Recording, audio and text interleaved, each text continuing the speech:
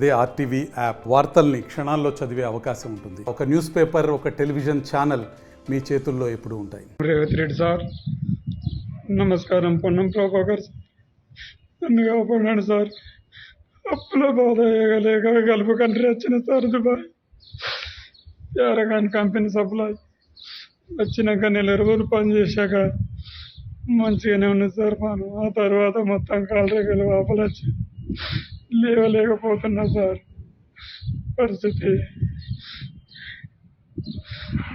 Sir నన్ను కాపాడాడు sir. Passport తీసుకున్నారు సార్. నేను ఇంటికి పోతానంటే ఇవ్వట్లేదు సార్. నేను చాలా ఇబ్బంది పడలేదు సార్.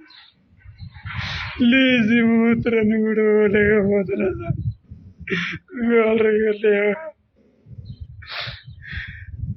నడుస్తున్నా బాస్ సార్. నన్ను తప్పకుండా కాపాడాడు సార్. లేచి నడవలేకపోతున్నా సార్. చనిపోతే కావచ్చు సార్. నేను ప్లీజ్ సార్ నన్ను కాపాడండి సార్. పూర్ణం ప్రభాకర్ సార్. మా ఆయన దేశం వేయండు, మళ్ళీ అది దుబాయ్ వేయండు.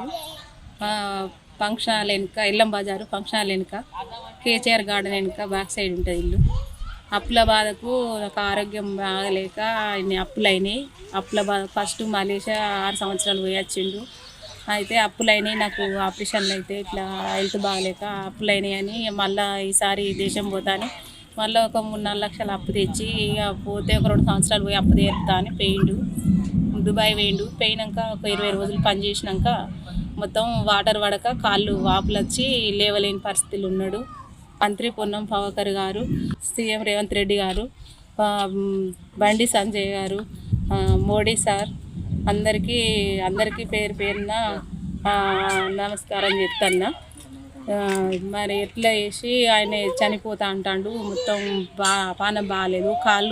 కాళ్ళు లేస్తలేవు అంటాడు. మొత్తం యూరిన్ పోతే మొత్తం బెడ్ వస్తుంది ఇట్లా అంటాడు.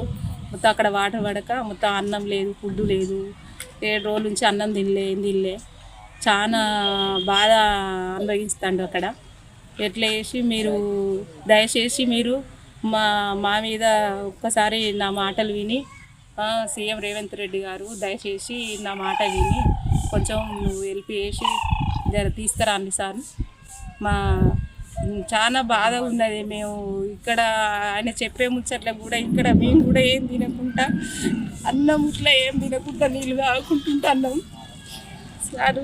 దయచేసి మోడీ సార్, బండి సంజయ్ సార్, పొన్నం ప్రభాకర్ మంత్రి పొన్నం ప్రభాకర్ గారు మీకు పేరు పేరున చెప్తున్నా. మీరే దయచేసి సీఎం దగ్గరికి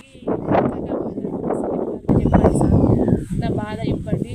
మన ఉస్నాబాద్ మీరు లోకలు మేము తెలిసి మా గురించి మా బాధలు చెప్పుకుంటే మీరు తీరుతారని చెప్తాను సార్. చొప్పరిలింగం అనే వ్యక్తి గల్ఫ్ దేశంలో చాలా ఇబ్బందులు పడుతూ అనారోగ్యానికి గురైండు.